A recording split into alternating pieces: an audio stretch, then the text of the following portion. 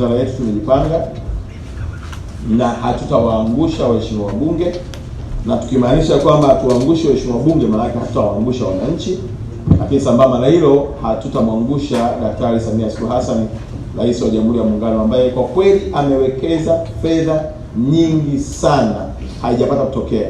Na ndio maana hata juzi nilisema pale, fikiria tumemuomba mwezi uliopita, ulikuwa mwezi wa pili, na kikao alikisimamia Mheshimiwa Waziri Mkuu, wizara yetu tukatoa hoja kwamba tunahitaji kulipa hii hela ya wanachama wa uandaaji dola milioni 32. Maelekezo yalitoka pale na Mheshimiwa Rais akasema mwezi wa pili usivuke, na hivi tunavyoongea fedha zote zimelipwa. Kwa hiyo Tanzania ni muandaaji halali aliyekidhi vigezo vyote. Sasa ukiangalia, achilia mbali hiyo fedha kwa ajili ya kuandaa, lakini barabara anazokwenda kuzijenga, fedha za ukarabati kama ulivyoona uwanja wetu wa Uhuru, umeona uwanja wetu wa Mkapa, kazi inaendelea. Kwa hiyo tunamshukuru sana Daktari Samia kwa kweli kuwa mchezaji namba moja na anayehakikisha kwamba vipaji vya watoto wa Kitanzania havipotei. Mheshimiwa Mwenyekiti,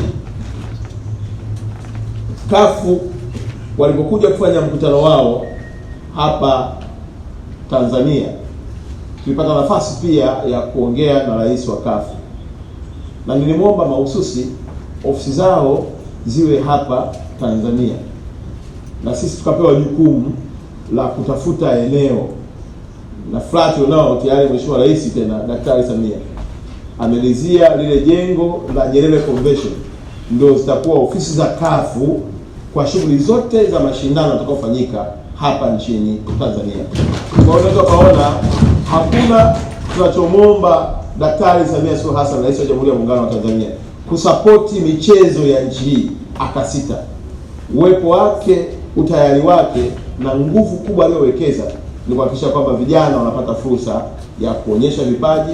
Na nikwambie tu na Mheshimiwa Mwenyekiti, sio tu kwamba rais ametuambia tujiandae kwa maana maviwanja, mabarabara na ofisi, tayari aliridhia kocha wa taifa kumlipa mshahara yeye mwenyewe, na nimeshuhudia kwamba TFF pamoja na kocha wetu kusaini mkataba wake, na sasa tunavyoongea Mheshimiwa Mwenyekiti na waheshimiwa bunge, tayari timu ipo inaozunguka duniani. Tumewapata vijana wa Kitanzania wanaocheza nje ya Tanzania zaidi ya 60, na sasa kocha na timu yake na benchi la ufundi wanaangalia kigezo kimoja baada ya kingine kuhakikisha kwamba wale watakaokuwa wamefiti kwa mahitaji ya kocha wanaingia kazini kwa ajili ya kuanza kunolewa kwa maandalizi yetu ya AFCON 2027. Kwa hiyo rais anatulipia kocha, anajenga viwanja, ametoa ofisi, amelipa michango inayotakiwa yote na kafu, na bado pia kahakikisha kwamba vijana wa Tanzania kokote duniani walipo anawaleta nchini kuja kupigania bendera ya taifa lao na kulinda heshima ya Tanzania. Kwa hiyo nimeona ni vyema pia Mheshimiwa Mwenyekiti nikupe hii taarifa, kwa sababu wewe na bunge lako hili ni jukumu lenu kutusimamia, lakini kujua nini kinaendelea kwenye wizara yetu, na tuna imani ya kwamba Watanzania wote wenye uwezo ambao wameshaanza kujitokeza kufika idadi ya 60 tutawapata walio bora, tutachanganya na walioko hapa ndani, kwa tutatengeneza kikosi ambacho kwa kweli kama Mungu atapenda kombe linabaki Tanzania.